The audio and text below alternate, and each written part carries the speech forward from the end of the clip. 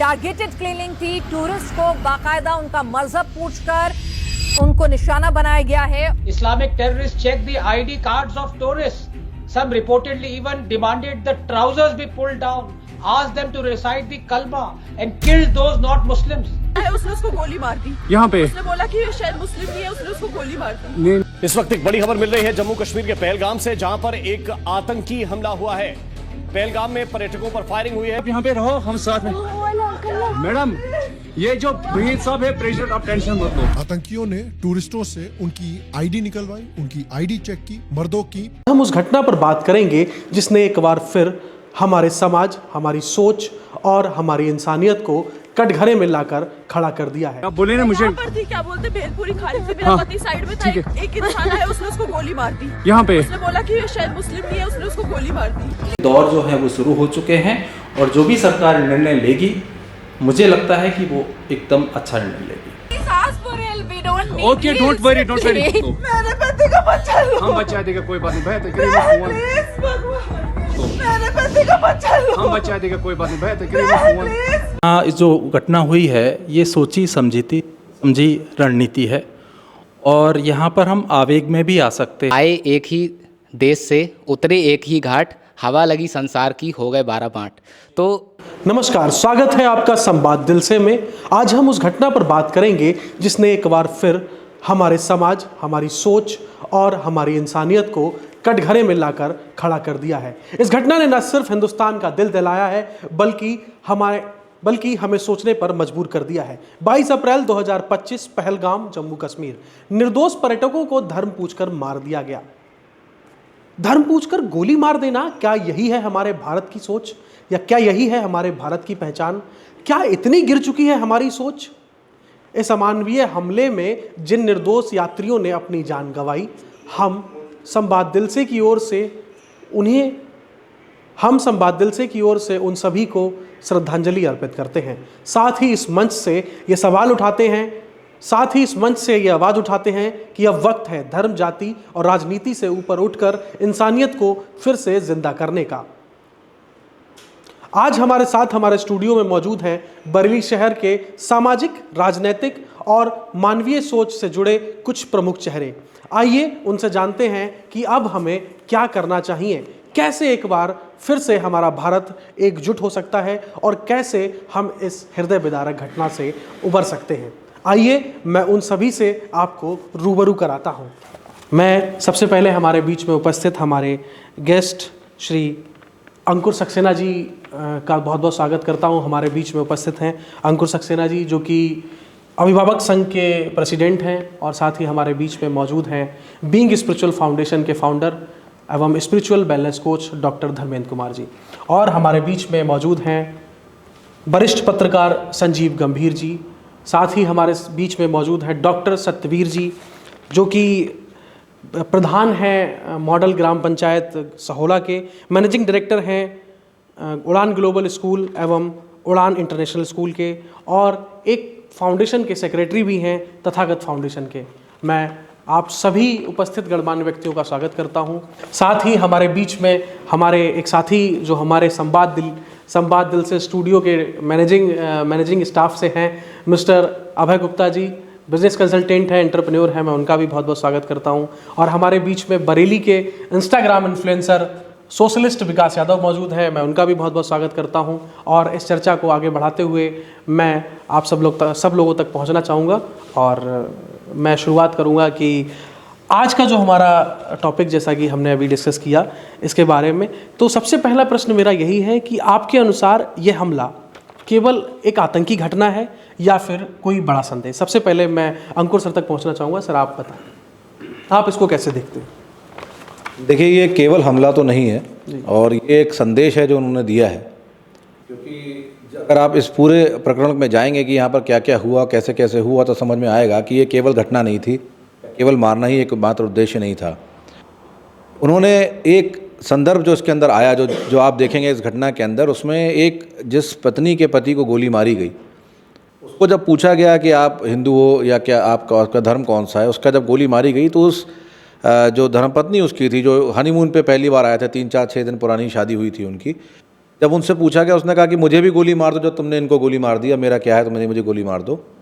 तो उससे उस आतंकवादी ने कहा मैं तुमको गोली नहीं मारूंगा, तुम जाके ये संदेश अपने सरकार को दो। तो यहाँ दो बातें उठती हैं।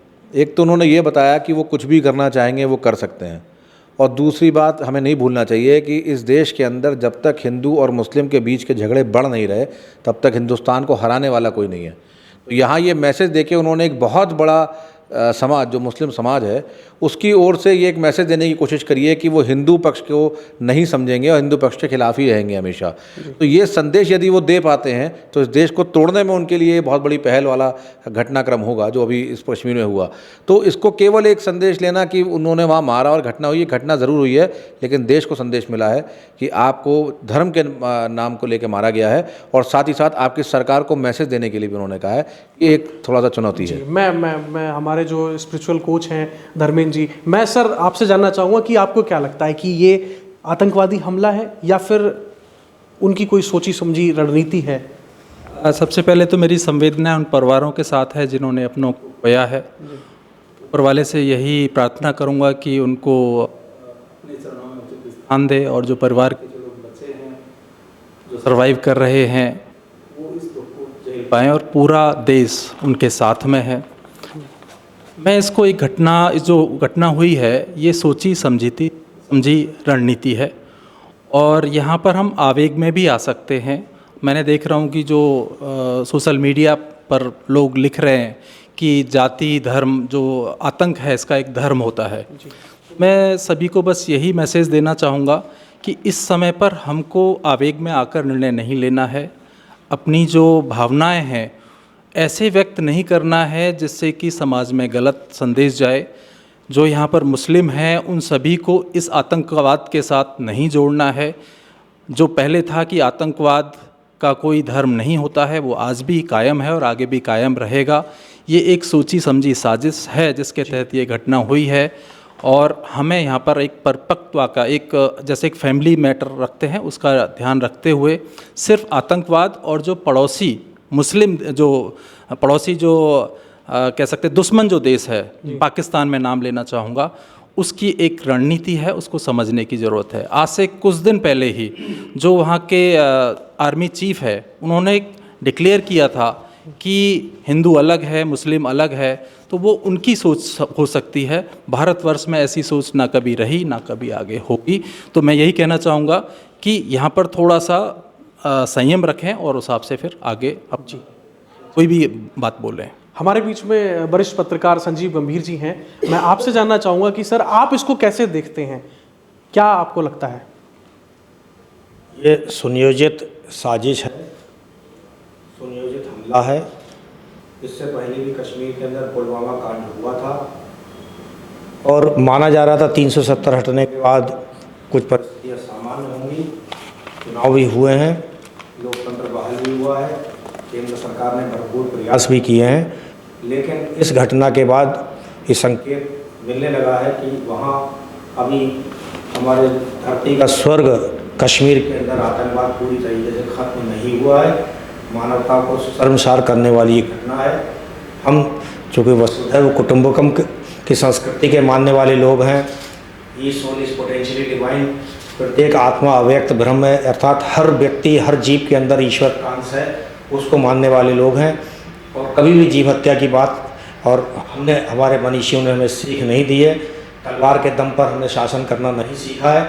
उस भारतीय संस्कृति पर आत्मा पर चोट करने का साहस किया है, और मुझे लगता है कहीं ना कहीं इसमें कुछ ऐसी पृथकतावादी ताकतें सक्रिय हैं जो भारत में अमन चैन शांति नहीं चाहती हैं, और कहीं ना कहीं भारत में उथल पुथल का माहौल बनाए रखा जाए। ऐसे लोग षड्यंत्रकारी सक्रिय हैं, और मैं भारतीयों से आग्रह जरूर करूंगा ऐसे विषम परिस्थितियों में धैर्य बनाए रखें। यह आतंकवादी घटना है, किसी मजहब और धर्म के चश्मे से ना देखा जाए।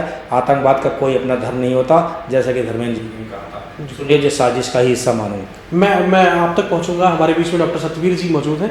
सर, क्या ये हमला हमारी साझा सभ्यता, हमारी एकता और हमारी इंसानियत पर हमला है? बिल्कुल, जैसे हमारे बाकी पैनलिस्ट का मानना है वैसा ही मेरा भी मानना है। सबसे पहले तो जो भी लोग हताहत हुए हैं वहाँ पर, उनके परिवार के लिए शोक संवेदनाएं व्यक्त करता हूँ। सुबह भी मैंने एक वीडियो डाला था, उसमें ये बात कही थी कि जहाँ पर धर्म में राजनीति और राजनीति में धर्म जब घुसता है तो इस तरह की समस्याएं पैदा होती हैं, और उसका जो फ़ायदा जो उठाने की कोशिश करते हैं लोग, वो होते हैं जो हमेशा देश को तोड़ने की बात करते हैं। सीधी सी बात है, नाम लेने में कोई गुरेज नहीं होना चाहिए, क्योंकि उनकी द्वारा पाले गए आस्तीन के सांपों द्वारा, पाकिस्तान के द्वारा जो पाले जाते हैं, उन्होंने जिम्मेदारी भी ली है इस हमले की। तो सीधे तौर पे कह सकते हैं पाकिस्तान हमेशा इस फिराक में रहता है कि भारत में वो कुछ इस तरह से कर पाए कि हिंदू मुसलमान हो पाए। 27 का चुनाव बहुत पास है, 2 साल बहुत ज़्यादा समय नहीं है, साथ ही साथ अभी बिहार वगैरह में भी चुनाव होना है, वो सब चीज़ों पे नज़र रखते हैं। और उसी के तहत एक सोची साची जो है, एक साजिश के तहत ये किया जा रहा है कि किस तरह से हिंदू मुसलमानों के बीच खाई को बढ़ाया जाए और इलेक्शन को एक तरफा किया जाए। सब ये मान के चल रहे हैं। देखिए, हमारे देश के मुखिया क्या कर रहे हैं, क्या नहीं कर रहे हैं, ये हमारा आंतरिक मामला है, हम कितने संतुष्ट हैं नहीं हैं। लेकिन जब हम बाहर जाते हैं, बाहर की बात करेंगे, तो जो बाहर ताकते हैं उनके लिए हम एकजुट हैं, ये उन्हें भी दिख रहा है। और ये भी मान के चलिए कि इस समय हमारी जो सरकार है वो इच्छा शक्ति उसकी दृढ़ है, इसमें कोई संकोच वाली बात नहीं है, बाहर वालों को ज़्यादा समझ में आ रही है। इसको कैसे कमज़ोर किया जाए, बिल्कुल जो आपका क्वेश्चन था कि ये सोची साजी जो है एकदम से साजिश है, किस तरह से सेपरेशन दोनों धर्मों। मैं अभय तक पहुंचूंगा। अभय डिजिटली बहुत ज़्यादा एक्टिव रहते हैं, हमारे सारे सोशल मीडिया अकाउंट्स वगैरह भी मैनेज करते हैं, तमाम चीज़ें आप देखते हो समाज में, तो आप इसे कैसे देख रहे हो? कल से लगातार सोशल मीडिया पूरा इतना हम देख रहे हैं, पूरा इसी से भरा हुआ है, आप इसको कैसे देखते हो? जैसा कि आपका अभी प्रश्न था कि ये हमला है या एक संदेश है, तो मैं कहूँगा कि ये दोनों है। हमारी मानवता पर ये हमला है, हमारी इंसानियत पर एक हमला है, और संदेश हमारे देश को दिया है कि हम अभी भी इस देश में सुरक्षित नहीं हैं। जो लोग वहाँ पर घूमने के लिए गए थे, सुंदरता को देखने के लिए गए थे, और आज उनके परिवार में शोक का माहौल बना हुआ है, तो मैं सबसे पहले उन लोगों से कहूँगा कि देश आपके साथ है, आप अकेले नहीं हैं।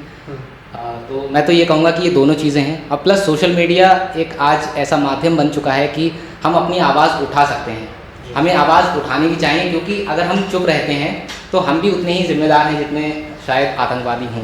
सोशल मीडिया के एक और एक्टिव हमारे बीच में मौजूद है, बहुत एक्टिव कार्यकर्ता है सोशल मीडिया पे, पूरा बरेली को जोड़ने का काम करते हैं। विकास, तुम इसे कैसे देखते हो, क्या कहोगे इसके बारे में?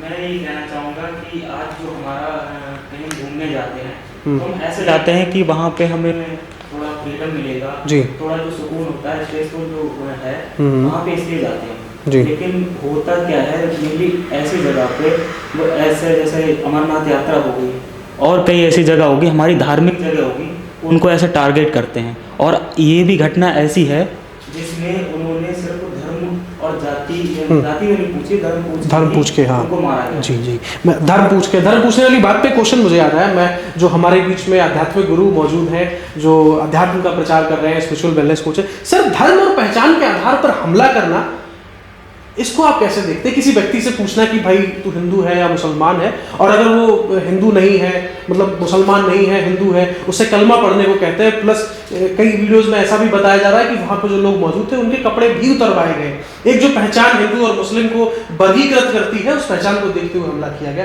कितना शर्मनाक था। आपका इस पर क्या विचार है? देखिए, इसको धर्म से मत जोड़िए जी। जो आतंकवादी थे उनका कोई धर्म नहीं होता है। उन्होंने, क्योंकि उनका जो टारगेट है वो भारत है, कैसे भी इसको टुकड़े टुकड़े करना है या जो भी उनके एजेंडे हैं वो उस पर काम कर रहे हैं। और जैसे एक परिवार की मजबूती क्या होती है, उसमें जो भी सदस्य हैं उनके आपस में कितना प्रेम है जी, ठीक है। वैसे ही भारतवर्ष में क्या मजबूती है कि इसमें जो भी जातियाँ रहती हैं, धर्म के लोग रहते हैं, वो आपस में कितने प्रेम से रहते हैं। तो उसको अगर तोड़ना है तो उन्होंने अपनी चाल चली है। अब हमें यहाँ पर अपनी समझदारी दिखानी है कि हम इस पर कैसे एक्शन लेते हैं, रिएक्ट नहीं करते हैं। हमको रिएक्ट नहीं करना है कि उन्होंने हमारे साथ गलत किया, हमने बमबार्डिंग शुरू कर दी। हमें यहाँ पर बहुत ही सोच समझ के निर्णय लेना है, जो कि मुझे पूरी उम्मीद है कि जो हमारी सरकार है उस पर काम कर रही है। मीटिंगों के दौर जो है वो शुरू हो चुके हैं, और जो भी सरकार निर्णय लेगी, मुझे लगता है कि वो एकदम अच्छा निर्णय लेगी। जी सर। मैं अंकुश सक्सेना जी हैं, अभिभावक संघ के प्रेसिडेंट हैं। सर, आपको क्या लगता है, आप समाज में रहते हैं, तमाम चीज़ें आप देखते हैं, केंद्र और राज्य सरकार, केंद्र की सरकार पूरे भारत की, राज्य सरकार वहाँ की, जो कश्मीर में हुआ है, क्या दोनों इस तरीके की चुनौतियों से निपटने के लिए तैयार हैं आपके हिसाब से? देखिए, सवाल काफ़ी इस समय अहमियत रखता है जो सवाल आपने पूछा है, क्योंकि केंद्र और राज्य सरकार की जब बात करेंगे, क्योंकि वो अब वो जो राज्य है वो केंद्र शासित ही है और वहाँ पर देखा जाए तो सेंट्रल गवर्नमेंट का पूरा हस्तक्षेप है। एलजी वहाँ बैठे हुए हैं, मनोज सिन्हा जी हैं वहाँ पर। देखिए, सबसे बड़ा सवाल यही बनता है देश में, जिस दिन नरेंद्र मोदी जी ने यहाँ पे शपथ ली थी पहली बार 2014 में, तो उस वक्त इस देश को पहली बार एहसास दिलाया था कि इस देश के लोग सुरक्षित रहेंगे मेरी गवर्नेंस में और इस देश लगातार मजबूत होगा, तरक्की की राह पर चलेगा। तो वो सब लगातार दिख भी रहा है। अब ये बात बिल्कुल ठीक है कि जब हम सेंट्रल कंट्रोल्ड स्टेट, जैसे हम कश्मीर की बात करें, तो कश्मीर के अंदर एक हमेशा से एक बात रही है कि आप देखिए कि वहाँ वो टूरिज्म बेस्ड स्टेट है। तो आज तक क्या था कि वहाँ के जो लोकल रहने वाले लोग हैं वो जैसा कहा जाता था कि वो आतंकवादियों को शरण अपने दिया करते थे, और वो शरण इसलिए दिया करते थे क्योंकि उनको लगता था कि उनसे ये तय होता था कि आप कभी टूरिस्ट को हाथ नहीं लगाएंगे, आपकी लड़ाई इंडियन आर्मी से है। और मैं खुद वहाँ पर 4-5 बार गया हूँ, तो मैंने जब देखा कि वहाँ के लोकलाइट्स ये कहते हैं कि इन लोगों की लड़ाई ना हमसे है ना टूरिस्ट से है, इनकी लड़ाई लोकल आर्मी से, और वो ये कहते हैं कि यहाँ से आप आर्मी हटा लीजिए। तो वहाँ से क्या था कि वो लोग हमेशा इस तरह से सिस्टम चला रहा था लगातार। अब यहाँ आते आते मोदी जी के आने का वो भी चीज़ ब्लॉक कर दी गई। अब टेररिज्म का रूप बदलने इसलिए लगा है क्योंकि अब वो शरणार्थी भी नहीं बन पा रहे वहाँ पर आकर, जो पहले पाकिस्तान से बॉर्डर क्रॉस कर लिया करते थे, आज उनके लिए वो भी आसान नहीं रहा। तो ज़रूरत है कि अब कश्मीर के अंदर के लोगों को उसका साथ ही कुछ कराया जा सके। तो अब जो शासन की तरफ से जो भी निर्णय लिए गए, 370 हटाई गई वहाँ से, 370 हटना अपने आप में एक बहुत बड़ा चैलेंज था जो हुआ, और उसने फिर कश्मीर को बताया कि आप एक मजबूत राष्ट्र हैं और आप हिंदुस्तान के एक प्रदेश हैं और आप बढ़िया तरह से काम करिए। लेकिन इन लोगों को जो आतंकवादी खासतौर से पाकिस्तान है, पाकिस्तान मुझे ऐसा लगता है कि कई बार खुद कुछ नहीं करना चाहता, उसको बहुत बाकी देश उकसाते हैं, क्योंकि हिंदुस्तान एक ऐसी बढ़ती ताकत है आज की तारीख में कि यदि ये रफ्तार यही रही तो कोई बड़ी बात नहीं कि हम विश्वगुरु बन भी जाएँ। क्योंकि देखिए, हम चाइना की बात करें तो चाइना ने हमारा हज़ारों लाखों एकड़ों ज़मीन ले ली गई, लेकिन हमारी पुरानी सरकारें चुप थी, इसलिए कभी महसूस ही नहीं हुआ कि कभी चाइना से नाज़ी हो सकती है। चाइना से नाज़ी कब हुई? जब पहली बार हमारे प्रधानमंत्री ने कहा कि हम एक जगह भी अपनी नहीं लेंगे। अब ये जो आतंकवादी आए हैं कल, जिन्होंने हमला किया है, इनकी पहचान के तौर पे उनके स्केच बना करके न्यूज़ चैनल दिखा रहे हैं, तो इनकी एक तस्वीर पहले ही, बहुत पहले इंटेलिजेंस के जो लोग थे उन तक पहुंचाई गई थी, उन्होंने इसकी चेतावनी भी दी गई थी, फिर भी सरकार का या प्रशासन का कोई ऐसा एक्शन नहीं लिया गया। इसको आप कैसे देखते हैं, इस पर आप क्या कहेंगे? देखिए, मैं आपको बताऊँ, कश्मीर की जब आप बात करते हैं ना, तो वहाँ पर संदिग्ध बहुत सारे हैं, संदिग्ध कोई एक नहीं होता। और जैसे कोई भी संदिग्ध का स्केच बनाएंगे तो वहाँ पर आप इस तरह के लोगों की संख्या कोई 100, 50, 150 नहीं है, हज़ारों की संख्या में लोग हो सकते हैं। तो यदि वहाँ की इंटेलिजेंस हर जने को उसी रूप में देखने लगेगी तो कितने लोगों को जाके इंटरोगेट करेगी, कितने लोगों से जाके उनसे बात करेगी कि आप क्या कर रहे हैं। अच्छा, एक बात मैं आपको और बताना चाहूँगा, यहाँ पर थोड़ा सा बता रहा हूँ अलग से थोड़ा सा, कि आर्मी के कुछ वहाँ अपने प्रोटोकॉल्स हैं जहाँ पर उन्हें डाउट लगता था कि किसी परिवार के अंदर कोई बच्चा लड़का है जो गलत हरकतें कर रहा है, तो उसको वो पहले ही बुलाते थे, उसको समझाया करते थे, उसकी पूरी स्क्रूटनी करने का, उसको पूरी काउंसलिंग करते थे पहले, जो एक रूटीन था वहाँ पर। अब आज की तारीख में जैसे उन्होंने स्केच बना के दिया, ऐसे स्केच बहुत सारे लोग बना के दे सकते हैं और बहुत सारे स्केच होते भी उनके पास, लेकिन हर जगह पे कार्रवाई कर पाना ये संभव नहीं है। तो उसको ऐसे नहीं लेना चाहिए कि उनके पास पहले जानकारी आ गई, क्योंकि हम देखें कि अगर राय देना तो बहुत आसान होता है, क्या हर राय पर हम काम कर सकते हैं? नहीं। इसीलिए जो मैं इस चीज़ में सरकार के किसी एक्शन को डिले नहीं मानता, लेकिन हाँ ये ज़रूर मानता हूँ कि मोदी जी को इस समय मजबूत निर्णय लेके डिसीजन लेना चाहिए। आप कैसे देखते हैं ये जो कल हमला हुआ है, इसमें मैंने आपसे अभी सवाल किया था कि केंद्र सरकार और राज्य सरकार की जो नीतियां हैं वो इन चुनौतियों से निपटने के लिए तैयार है या नहीं है। जैसा कि सर ने बताया कि हम सरकार को इस नज़रिए से नहीं देखते, आपका क्या मानना है, प्रशासन तैयार है या नहीं? मुझे लगता है कि हमने 370 हटाई थी, हमें पूरे तरीके से मुतमईन हो गए थे, संतुष्ट हो गए थे, और हमें पूरा भरोसा था कि लोकतंत्र और वो कहीं ना कहीं हमारी उम्मीदों की कसौटी पर खरी उतरेगी और अपने क्षेत्र में, जन्नत में, कश्मीर के अंदर सुख शांति और समृद्धि आएगी। जी, मुझे लगता है वहाँ की लोकल सरकारों ने अपनी जिम्मेदारी का निर्वहन ईमानदारी से कहीं ना कहीं पूरा नहीं किया है, जिसकी वजह से आज जो आतंकवादी कुछ समय के लिए खामोशी से छुपे बैठे थे वो अब फिर से सक्रिय हो रहे हैं, और इन पे मुझे लगता है बहुत कड़ी नज़र रखना चाहिए। पत्थरबाज ऐसे ही पनपे थे, बड़ी मुश्किल से भारत सरकार ने बहुत मेहनत करके दृढ़ इच्छा शक्ति के साथ फैसला लेके पत्थरबाजी घटना को ख़त्म किया। वहाँ टूरिज्म डेवलप हुआ, वहाँ कारोबार डेवलप हुए, वहाँ लोगों को विश्वास बढ़ने लगा था कश्मीर के प्रति। जो अविश्वास सिर्फ वहाँ की लोकल सरकार की लापरवाही की वजह से मुझे लगता है कहीं ना कहीं पैदा हो जाएगा और कश्मीर आम कश्मीरी के सामने आपके मुताबिक राज्य सरकार जो है, राज्य सरकार का फेलियर रहा है, राज्य सरकार का फेलियर रहा है। डॉक्टर साहब आप कैसे देखते हैं इसको? सतवीर जी, आप एक शिक्षक भी हैं, आप एक फाउंडेशन भी चलाते हैं और लोगों की मानवता को बदलने के लिए भी आप काम करते हैं, लोगों की मानवीय सोच को बदलने के लिए काम करते हैं। आप इसे कैसे देखते हैं? क्या ये एक कोई क्रूर मानसिकता है उन लोगों की, या क्या आप इसे देखते हैं इस सब? बिल्कुल, उन्हें सभ्य इंसान तो नहीं कहा जा सकता, मानसिकता तो क्रूर है ही कि आप एक पत्नी के सामने, बच्चों के सामने उसके पिता को गोली मार देते हैं और बिना कुछ पूछे, आप सिर्फ उसका नाम पूछते हैं, उसको गोली मार देते हैं।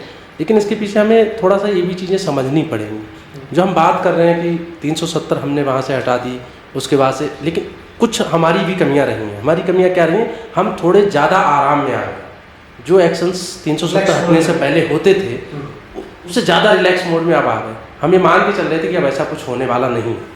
एक और चीज़ माननी पड़ेगी, अगर हम डेटा उठाएंगे, इस बार टूरिस्ट की संख्या भी वहाँ ज़्यादा रही। इससे उनको भी एक ये मिला कि अगर हम टूरिस्ट पर हमला करते हैं तो सरकार को एक अच्छा मैसेज दे सकते हैं उनके हिसाब से, जबकि ये गलत चीज़ है। एक राजनेता है वहाँ के, जो राजनेता है, क्या नाम है उनका, उमर अब्दुल्ला जो है, उनका एक वीडियो बहुत ज़्यादा वायरल हो रहा है सोशल मीडिया पे। वो कह रहे हैं कि अगर ये एक्शन लेंगे तो उन्होंने भी चूड़ियाँ नहीं पहनी। उन्होंने, वो पाकिस्तान को कह रहे हैं, पाकिस्तान के लोगों ने भी चूड़ियाँ नहीं पहनी है। इसको आप कैसे देखते हैं, वहाँ के राजनेता जो वहाँ का समर्थन कर रहे हैं? असल में मैं इसमें थोड़ा सा भिन्न विचार रखता हूँ। रीज़न ये है कि उमर अब्दुल्ला या फारूक अब्दुल्ला, मैं ये तो नहीं मानता कि वो सेपरेशन के बहुत ज़्यादा पक्षधर हैं, वो भारत में जुड़े रहना चाहते हैं। उनके जो पुराने वक्तव्य हैं उनको अगर आप जानते हैं, असल में दिक्कत ये है कि जो सोशल मीडिया हमें अच्छी खबरें देता है, वो खबरों को तोड़ मरोड़ के भी बहुत ज़्यादा पेश करता है। सही चीज़ें जब सामने आएंगी तो पता चलेगा। अगर वो ऐसा कह रहे हैं तो बिल्कुल गलत है और वो अपने फेलियर को छुपाने के लिए कह रहे हैं, क्योंकि इस समय उनके पास कमान है, उनके पास कुछ तो जिम्मेदारियाँ हैं। हालांकि केंद्र सरकार के पास सबसे ज़्यादा शक्तियाँ हैं, लेकिन उनके हाथ में भी कुछ है। फेलियर उनका भी है, उसको दबाने के लिए, लेकिन ये तरीका गलत है। ये बात उन्हें नहीं कहनी चाहिए। इस समय जो हम बात कर रहे हैं कि हम सारे एकदम से एकजुटता से खड़े हों, उन्हें भी खड़े होना चाहिए और ये बात कहनी चाहिए कि देश जो है मजबूत हाथों में है और हम आगे कुछ भी करेंगे, एक अच्छा एक्शन है। आप इसे कैसे देखते हैं? मैं डॉक्टर धर्मेंद्र कुमार जी हमारे बीच में हैं। सर, आप इसे कैसे देखते हैं? क्या ये सरकार का फेलियर है या फिर और कुछ? ये सरकार का फेलियर मैं तो नहीं मानता इसको जी। भी घटना हुई है, कुछ ना कुछ हमें देखने की ज़रूरत है कि क्या इसमें है। सरकार के साथ साथ जिम्मेदारी बन जाती है नागरिकों की। जी, वहाँ पर जब पूर्व में भी ऐसा देखा गया है कि चूँकि जो वहाँ पर टेररिस्ट आते हैं उनकी वेशभूषा भी कहीं ना कहीं सिमिलर होती है जो वहाँ के लोकल नागरिक होते हैं। उनकी भाषा शैली, उनका खान पान, उनका सारी स्टाइल सेम होती है। हम शायद ना समझ पाएँ कि इनमें से टूरिस्ट कौन सा है और लोकल वहाँ का कौन बंदा है, मतलब टेररिस्ट कौन है वहाँ पे, लेकिन वहाँ के लोग समझते हैं। बट अक्सर जो पुराना हिस्ट्री देखेंगे तो उसमें देखा गया है कि वो भी या तो उसको डर से भी जोड़ सकते हैं, किसी भी एंगल से उसको जोड़ सकते हैं, वो लोग शांत रहते हैं। यहाँ पर सरकार से ज़्यादा जिम्मेदारी बनती है वहाँ के लोकल लोगों की, लोकल नागरिकों की। तो सिर्फ सरकार को दोष देना बड़ा आसान है।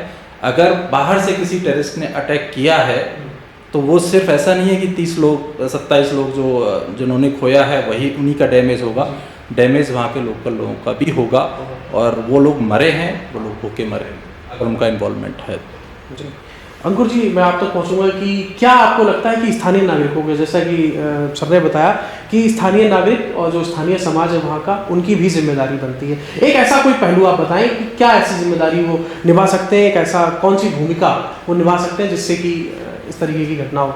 देखिए, स्थानीय लोगों की जिम्मेदारी तो ऐसे निभ सकती है कि आप ये समझिए कि जिस तरह के एल्टीट्यूड पे कश्मीर की वो चौकियाँ हैं जहाँ से वो एंट्री करते हैं, जो कश्मीर के एंट्री पॉइंट्स हैं, आप उस एंट्री पॉइंट्स को देखेंगे तो बहुत इजी नहीं है जहाँ से वो क्रॉस करके कोई आ जाए बाहर से टेररिस्ट। और जब वो हिंदुस्तान के अंदर आ जाता है तो जो बॉर्डर सिक्योरिटी फोर्सेज हैं वो उसको अंदर घुसने नहीं देती। तो यह दैट मीन्स कि वहाँ भी रिस्क रहता है उन लोग रहने का। जब तक उनको पनाह नहीं मिलेगी कहीं पर, तब तक ये संभव ही नहीं है कि वो टेररिस्ट आके वहाँ पर कुछ कर पाए।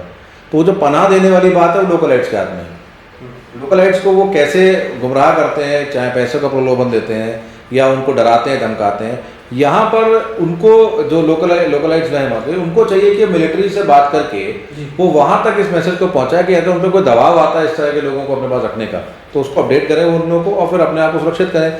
यदि वो ऐसा नहीं कर पा रहे हैं तो कहीं ना कहीं उनको जब तक पनाह इस देश के अंदर देते रहेंगे लोकलाइट, तब तक ये घटना होती रहेगी, क्योंकि हर घर में घुस के आप सोचें कि आर्मी रोज चेक करे, संभव नहीं है। आप क्या सुझाव देंगे सर इस पर? आप एक वरिष्ठ पत्रकार हैं, आप समाज की कई सारी खबरों को पढ़ते हैं, लिखते हैं और समाज तक पहुंचाते हैं, तो आपके हिसाब से? हमें लगता है कि अभी हाँ लोकल लोगों में राष्ट्र के प्रति निष्ठा और ईमानदारी की कहीं ना कहीं अभी कमी सी मुझे लग रही है कि आतंकवादी कश्मीर के अंदर रहते रहे, रात्रि गुजारते रहे, दिन गुजारते रहे, भोजन करते रहे और मिलिट्री इंटेलिजेंस, लोकल इंटेलिजेंस को उसकी सूचना भी नहीं दी गई। और कहीं ना कहीं लगता है कि आतंकवादियों को अभी भी लोकल संरक्षण और सहानुभूति मिली हुई है, जो न केवल देश के लिए बल्कि लोकल कश्मीर शासन और प्रशासन के लिए भी बहुत अलार्म की घंटी है। और अब सोशल मीडिया के लोग और तमाम लोग इस तरीके से इस घटना को अपने हिसाब से अपने और व्यूज़ लूटने के मामले में कर रहे हैं या किया जा रहा है, आने संभावना लग रही है। वो भी संकोच, बहुत तेज धार की तलवार होगी अगर हम ये कहेंगे कि मदरसों द्वारा, मस्जिद द्वारा पोषित आतंकवादी वहाँ पर इस तरीके की वारदात दे रहे हैं। ऐसी जल्दबाजी मुझे लगता है सोशल मीडिया और दूसरे प्लेटफॉर्म को नहीं करना चाहिए जब तक हम पुष्टि ना कर लें, क्योंकि हम किसी को बदनाम करना बहुत आसान है और उससे स्थितियाँ विकराल होंगी, अच्छा नहीं होगा। और भारत सरकार को, लोकल सरकार को मिल के तालमेल के साथ इस आतंकवाद के फन को कुचलना पड़ेगा, तभी वहाँ कश्मीर में अंदर डेवलपमेंट होगा, विकास होगा, टूरिज्म आएगा, लोगों की आस्थाएं घूमने सैर सपाटे की तरफ लगी रहेंगी, अन्यथा बहुत नुकसान इस देश का हो सकता है। जी, मैं आपने आतंकवाद के फन कुचलने वाली बात कही। सर, मैं आपसे जानना चाहूँगा कि ऐसा कौन सा उपाय है आपको लगता है कि जिससे आतंकवाद के फन को कुचला जा सकता है? बिल्कुल, जो सर ने कहा मैं उसी में थोड़ी सी बातें जोड़ना चाहूँगा। एक चीज़ तो बहुत अच्छे तरह से हमें समझनी है और सरकार समझ भी रही है, और वहाँ पर ऐसे प्रोग्राम्स भी चला रही है कि वहाँ के जो लोकलाइट्स हैं उनको जब तक हम स्वरोजगार नहीं देते हैं, उनको हम कुछ इस तरह से इन्वॉल्व नहीं करते हैं कि उनकी आजीविका के साधन बने, साथ ही साथ उनके अंदर से डर जो है वो ख़त्म हो। जब ये होगा तो बहुत सारी चीज़ें हैं जो इस तरह के घटनाएँ हैं उन पर लगाम लगना शुरू हो जाएगी। एक मैं एग्जांपल देना चाह रहा हूँ। सुबह मैं 2 वीडियो देख रहा था और दोनों का अलग अलग वो है। ये न्यूज़ चैनल की वीडियो है जिस पर भी खबर दिखाई जा रही है एक चैनल द्वारा, इसको जो इतनी गंभीर खबर है, और उसके बावजूद उस पर कुछ कमेंट्स इस तरह के आ रहे हैं जो कि हंसी बना रहे हैं इस चीज़ के लिए, उस पर इमोजी डाल रहे हैं, हंसने की इमोजी डाल रहे हैं। और मतलब मुझे कहते हुए शर्म आ रही है कि जब मैंने उसको प्रोफाइल्स को खोलना शुरू किया तो मैक्सिमम प्रोफाइल्स, हो सकता है वो फेक हों क्योंकि मैं इसकी तस्दीक नहीं कर रहा, मैक्सिमम मुस्लिम भाइयों के नाम की थी। मैक्सिमम क्या, 99.9%। एक दो आप हिंदू की कह सकते हैं उसमें, बाकी सब थी। एक चेहरा ये भी है। दूसरा चेहरा मैं ये देख रहा था कि वहाँ कश्मीर की यूथ विंग ने जैसे ही घटना घटित हुई उसके तुरंत बाद मार्च निकालना शुरू किया और वहाँ लोगों से मिलना शुरू किया, मांग करना शुरू की कि इन पर तुरंत कार्रवाई होनी चाहिए, हम इसके बिल्कुल खिलाफ हैं। और वो देश से संबंधित नारे भी लगा रहे थे, वो भारत माँ की जय भी बोल रहे थे, वंदे मातरम भी बोल रहे थे, इस तरह की चीज़ें। कहने वाले दोनों चेहरे सामने हैं।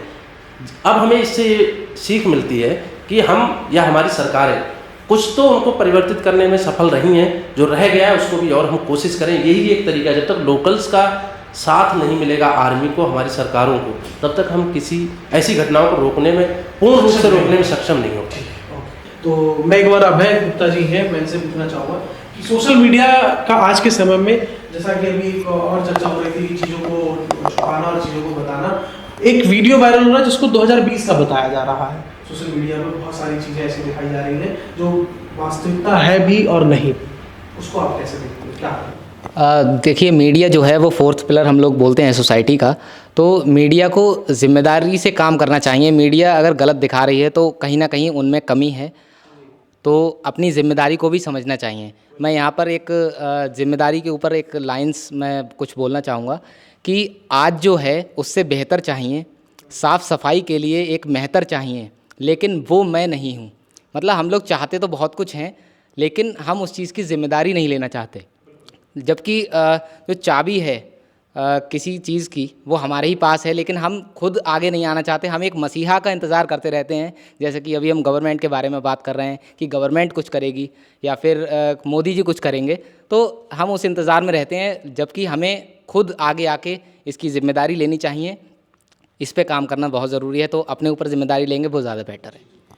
हमारे बीच में spiritual wellness coach doctor Dharmendra Kumar ji हैं। मैं आप तक पहुँचूँगा। सर, आप उन परिवारों के लिए क्या एक संदेश देना चाहेंगे जिन्होंने अपनों को खोया है, अपने परिवार को खोया या अपने, क्योंकि सर मैं कल सोशल मीडिया पे देख रहा था एक महिला जिसकी अभी 6 दिन पहले ही शादी हुई थी। शादी जब होती है तो कहते हैं कि 7 जन्मों तक साथ दिया जाएगा। जब 7 जन्मों तक साथ निभाने की बात होती है, लेकिन वहाँ वह 7 दिन भी ना चला, 6 दिन में ही उसके हस्बैंड को गोली मारकर उसकी हत्या कर दी गई। उस जगह पर उन आतंकवादियों ने उसके सामने उससे पूछा कि ये हिंदू है या मुसलमान है। उन्होंने कहा कि हिंदू लगता है, गोली मार दो। वो महिला चिल्ला कर उस वीडियो के माध्यम से, अपने जो वीडियो उसके वायरल हो रहे हैं उसके माध्यम से बता रही है। तो आप उन लोगों के लिए, उन परिवारों को क्या एक संदेश देना चाहिए, कैसे वो? देखिए, जिसके साथ होता है ना उसी के साथ कहते हैं कि वही समझ सकता है। बहुत ही दुख भरी घटना है। इसको एक संदेश के माध्यम से देना, शब्दों में व्यक्त करना बहुत मुश्किल है। जो क्षति उनके परिवार को हुई है वो वही समझ सकता है जो इस परिवार से जुड़ा है। बस इतना ही कह सकता हूँ कि ऊपर वाला उनको इस दुख को सहने की क्षमता दे, बस कुछ नहीं कह सकता इससे ज़्यादा। मैं अंकुर सर तक पहुँचना चाहूँगा कि सर आप क्या एक संदेश देंगे, कैसे इस दुख भरी घड़ी में एक साथ लोग खड़े हों, एक दूसरे के दर्द को समझें? आपके हिसाब से क्या एक संदेश है? देखिए, मैंने एक सोशल मीडिया पोस्ट आज डाली मैंने फेसबुक पर, और उस पर फेसबुक पर मैंने ये लिखा कि सारा देश जो है उन परिवारों के साथ है जिन्होंने अपने को खोया उस दर्दनाक हादसे में। और इस बात का क्या मतलब है ये ज़रा समझाइए, कैसे खड़ा है। मैं तो सिर्फ इतनी सी बात कहना चाहता हूँ कि जिसने अपने पति को खोया है या जितने भी लोगों ने अपने परिवार के लोगों को खोया है, उनको मैं बस यही संदेश दूंगा कि वो अपने अंदर इस आग को तब तक जला के रखें जब तक कि हमारे देश से कोई रिटेलिएट नहीं करते हम लोग। जब तक हम कोई हमला नहीं करते, जब तक हम इसका कोई सही से जवाब नहीं देते, तब तक वो अपने अंदर आग जगा के रखें, क्योंकि उनके साथ ये हुआ है, गुजरा है, जो जीवन भर उनके साथ रहने वाला है। ये हादसा नहीं है, ये एक दर्द है जो जीवन भर वो झेलेंगे। ऐसे दर्द के साथ जिनको जीवन गुजारना, जब तक वो अपने अंदर उस गुस्से को नहीं रखेंगे जिंदा, तब तक हमारी देश की गवर्नमेंट जो है उतना मजबूत नहीं हो पाएगी उस निर्णय को लेने के लिए, और देशवासी भी साथ उतनी मजबूती से नहीं खड़े हो पाएंगे। बहुत बहुत धन्यवाद सर। सर, आप क्या एक मैसेज देंगे, कैसे लोग इससे? इस देश की आज़ादी में बहुत बड़ी कुर्बानी, बहुत हमने खोया है। देश के बंटवारे में भी बहुत खोया है। अब जो वारदातें हो रही हैं, अतिवाद और आतंकवाद, और कहीं ना कहीं ये पराकाष्ठा सी होती जा रही है, और जिन लोगों ने अपने परिवार के लोगों को खोया उनके प्रति मेरी विनम्र श्रद्धांजलि है। और साथ ही साथ मेरा ये निवेदन, आग्रह और प्रार्थना भी है कि हम बहुत कहते हैं वयम सुपुत्रा अमृतस्य नूनम तवैव कार्यार्थम इहोप जाता। हे ईश्वर, हम तेरे ही संतान हैं और तेरा ही कार्य करने के लिए पृथ्वी पर अवतरित हुए आए हैं। तो हमारा पृथ्वी, भगवान ने हमें अच्छा काम के लिए भेजा है, आतंकवाद करने के लिए, किसी को मारने के लिए, घृणा फैलाने के लिए, अतिवाद फैलाने के लिए नहीं भेजा है। हमें ये ध्यान रखना है। और जो लोगों ने अपने परिजन को खोया है वो समझ ले वो पूरे देश के अपने हैं, परिवार के लोग हैं। हम लोग सब दुखी हैं इस घटना को लेकर, और भगवान से यही प्रार्थना करते हैं उन्हें अपने चरणों में सर्वोच्च स्थान प्रदान करें, उनकी आत्मा को शांति मिले, उनके परिवार को ये दुख सहने की शक्ति पैदा हो। मैं शांति की प्रार्थना करता हूँ इस दौर में। बहुत बहुत धन्यवाद सर। सर, आप एक क्या मैसेज देंगे, एक छोटा सा मैसेज आप बताएं। जैसा सर का कहना था कि इस दुख की घड़ी में हम सिर्फ उनको सांत्वना दे सकते हैं, बाकी उन्हें एक मैसेज ये दे सकते हैं कि जैसा अंकुर भैया ने कहा कि देश के सभी लोग साथ में खड़े हैं, बशर्ते हम उन इंटेलेक्चुअल से भी ये अपील करते हैं जो विभिन्न धार्मिक समुदायों से जुड़े हैं कि वो आगे आएं और इन चीज़ों को सामने लाएं, उसकी खुलकर निंदा करें, जिससे कि जो लोगों के अंदर भरोसा कम हो रहा है एक दूसरे के प्रति, जो हम धार्मिक भरोसे की बात कर रहे हैं, एक दूसरे के प्रति जो दूरियां पनप रही हैं वो कम हों। यही मौके होते हैं जहाँ पर आपको दिखाना होता है कि आप देश के साथ खड़े हैं, किसी व्यक्ति विशेष या किसी घटना को अंजाम देने वालों के साथ नहीं खड़े हैं। तो ये बहुत ज़रूरी है। पहले तो उन परिवारों के लिए शोक संवेदनाएं मेरी तरफ से हैं, पूरा देश उनके साथ खड़ा है, ये भी बात सही है। सरकार उनके साथ खड़ी है, ये भी वो मान के चलें, वो अपने आप को अकेला बिल्कुल भी महसूस ना करें। हम सब इस चीज़ से आहत भी हैं और हम सब अंदर से मजबूत भी हो रहे हैं कि इस तरह की घटनाएं दोबारा किसी के साथ ना हो, कि किसी परिवार को ऐसा दुख मिले। साथ ही साथ पुनः मैं फिर एक अपील करना चाहूँगा उन सभी इंटेलेक्चुअल्स से जो धार्मिक हैं, विशेष रूप से हमारे मुस्लिम धर्मगुरुओं से, कि वो आगे आएँ और इस चीज़ को एकदम खुले में रखें और इस बात की निंदा करें। कम से कम लोगों को बताएं कि ये धर्म नहीं हो सकता कि आप किसी का धर्म पूछ के उसको गोली मार दें। मैं आप सभी से एक कंबाइंड क्वेश्चन करूंगा, एक ही क्वेश्चन करूंगा कि एक संदेश देना चाहूँगा अगर आप हाँ बिल्कुल सर, बिल्कुल सर। मैं एक ये संदेश देना चाहता हूँ कि ये हम इस वक्त AI के दौर में आ चुके हैं और AI बहुत कुछ बदल के दिखा रहा है। तो अभी तक जितनी भी वीडियोज़ आई हैं जो कश्मीर के उस हादसे से संबंधित हैं, वो अभी तक तो रियल हैं। उसमें सब कुछ जो दिख रहा है वो वही हुआ है, वही दिख रहा है जो शायद हुआ है। लेकिन कल से शायद AI बेस्ड कुछ बहुत सारी वीडियोज़ ऐसी बनेंगी जिसके अंदर बहुत से गलत मैसेजेस जाएंगे। तो इस देश के अंदर, चाहे वो हिंदू पक्ष हो, चाहे मुस्लिम पक्ष हो, चाहे देश का कोई भी धर्म का पक्ष हो, वो पहले समझे, उसके बाद ही अपनी कोई भावना बनाए या मन बनाए। अन्यथा ये AI इस भावनाओं को या तो तोड़ भी सकता है और इसको मरोड़ भी सकता है, और जो संदेश बेसिकली हम लोग के बीच में होना चाहिए उसको बदल सकता है। इसलिए AI बेस्ड को ज़रूर समझें। इस दौर के अंदर इससे बचना बहुत ज़रूरी है। सही संदेश लें। अभी तक की वीडियो ही जेन्युइन लगती हैं। मैं सर देखिए, जब बात आती है अध्यात्म की तो उसमें यही कहा जाता है कि लोगों को माफ़ कीजिए, लोगों को प्रेम और करुणा का पाठ पढ़ाइए। लेकिन हम जिस धर्म से आते हैं, सनातन धर्म से, वहाँ से जो हमारे भगवान, जैसे भगवान कृष्ण की बात करें तो वहाँ पे हम ये भी सीखते हैं कि 100 बार ही माफ़ करना चाहिए। अगर 101 बार कोई गलती करता है तो उसकी सज़ा उसको गर्दन काट कर ही होती है। तो ठीक वैसे ही अगर गटर में गंदगी आ गई है तो उसकी सफाई करेंगे तभी वो साफ़ होगा, ना कि उसमें दूध और गंगा जल बहाएंगे तब वो साफ़ होगा। बस ये है कि आपको कैसे करना है। तो मेरा इस फोरम के माध्यम से और एक मैं यही अपील करना चाहता हूँ सरकार से, देर सवेर करे, निर्णय ले, लेकिन जो आतंकवाद है इसकी समूल कहते हैं नष्ट करने की प्रगति की तरफ कैसे काम कर सकती है, हम उसके लिए सरकार के साथ हैं। जो भी लॉसेस होंगे उसको सहने के लिए साथ हैं, लेकिन किसी और घर में किसी का पति ऐसे ना मरे, ऐसी घटना दोबारा ना हो, उसके लिए जो भी हमें झेलना है हम झेलने के लिए तैयार हैं। सरकार आगे बढ़े, हम सरकार के साथ हैं। सबका मैं एक संदेश लूँगा। जी आप बताएं पहले। मैं एक पब्लिक से ये अपील करना चाहूँगा कि आए एक ही देश से, उतरे एक ही घाट, हवा लगी संसार की, हो गए 12 बाँट।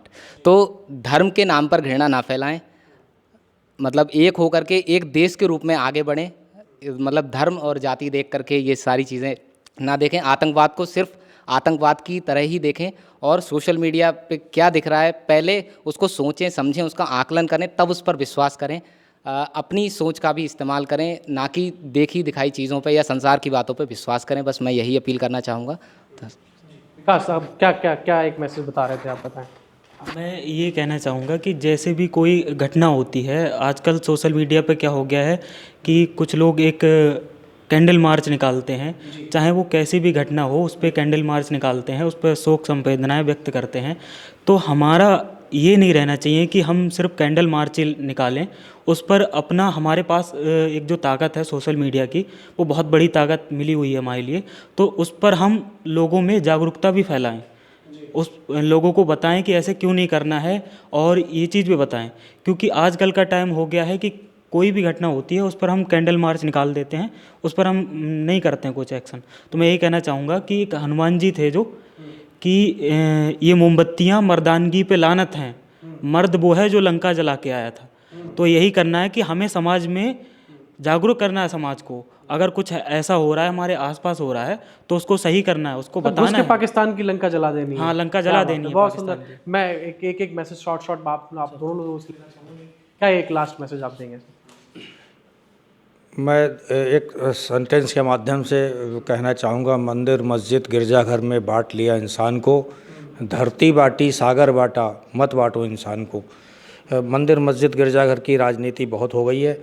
अब ऐसा ना हो कि हम के इंसान का बंटवारा हो जाए और हम सब जो है भारतीय धर्म की जो बात अभी गुरुजी ने कही थी, धार्यतीति धर्मा, जो धारण करने योग्य है वो धर्म है। हमें ये भी समझना पड़ेगा, जो भारतीय मनीषी कहते रहते क्षमा दया सत्य प्रेम अहिंसा करुणास्ते ब्रह्मचर्य, धर्म के 10 लक्षण हम संदेश देते रहे हैं। इस हिसाब से हम लोग सब धार्मिक बने और इस समय एक बीमारी का इलाज काफ़ी कुछ हो चुका है और मजबूत सरकारें इलाज कर रही हैं। कहीं ना कहीं अभी समूल इलाज नहीं हो पाया, जड़ से इलाज नहीं हो पाया, उसकी ज़रूरत है। उसका ऑपरेशन अब करने का समय आ गया है और काफ़ी कुछ हो चुका है। बहुत कुछ शांति आई है, पत्थरबाजी घटनाएं बंद हुई हैं और लोगों का टूरिज़्म बढ़ा है। मुझे लगता है भारत सरकार कोई बड़ा फैसला लेगी और हमें लगता है कि जन्नत में हम फिर से बहुत बेखौफ होकर सैर कर पाएंगे। धन्यवाद। मैं तो सिर्फ एक बात कहना चाहूँगा कि राजनीति है वो राजनीतिक पार्टियों को करने दें, और जो इस तरह के एक्शंस हैं, जो सर ने कहा कि बहुत कुछ ख़त्म हो चुका है, तो ये मान के चलिए कि जब बहुत पुराना कोड होता है, बहुत पुरानी खाज होती है, उसको सही होने में समय लगता है। पहले उसकी खाज ख़त्म होती है, फिर एक लेयर आती है, दूसरी आती है, तब जाकर हमारी स्किन प्रॉपर होती है। तो बिल्कुल समय लगता है और ये जो काम करना है ये हमारी सरकारों को करना है। ये काम उनको करने दीजिए, राजनीतिक दलों का काम राजनीतिक दलों को करने दीजिए। हम जो आम इंसान हैं, हमारा काम ये है कि हमारा आपसी सौहार्द ना खराब हो, हमारी तरफ से कोई ऐसी चीज़ें ना जाएं या दूसरी तरफ से ऐसी चीज़ें ना आएँ जो हमारे बीच वैमनस्यता पैदा करें। यही मैसेज है। और बाकी राजनीतिक दलों से एक अंतिम अपील ये है कि आप अपनी राजनीतिक रोटियाँ इस हमले पर ना सेकें। इस समय देश के साथ खड़े हों, जो भी सत्ताधारी दल है उसके साथ सपोर्ट बन के खड़े हों, जिससे कि वो बड़े से बड़े एक्शन ले पाएँ। बहुत बहुत धन्यवाद आप सभी लोगों का, बहुत बहुत धन्यवाद। आपने अपना तो आपने देखा कि आज की इस चर्चा में हमने देखा कि आतंक का चेहरा सिर्फ गोलियों से नहीं बल्कि हमारी चुप्पी में भी छुपा होता है। पहलगाम की ये घटना सिर्फ एक हमला नहीं थी, एक चेतावनी थी कि अगर हम अब भी चुप रहे तो इंसानियत ऐसे ही मरती रहेगी। कोई भी पार्टी जीते या हारे, लेकिन हारता हमेशा भारत है। टूटती है हमारी एकता, बिखरती है हमारी संस्कृति। सवाल यह नहीं कि मारा गया शख्स किस धर्म का था, सवाल यह है कि मारने वाले ने उसका धर्म पूछा कि वह हिंदू है या मुसलमान। सबसे पहले वह इंसान है और उसने इंसानियत को मारने का काम किया है। संवाद दिल से में आज इतना ही, लेकिन यह संवाद अब थमेगा नहीं। यह आवाज भारत की आत्मा की पुकार है। अब हम चुप नहीं रह सकते। अब भारत घुस के जवाब देगा। जय हिंद, जय भारत। मिलते हैं अगले वीडियो में।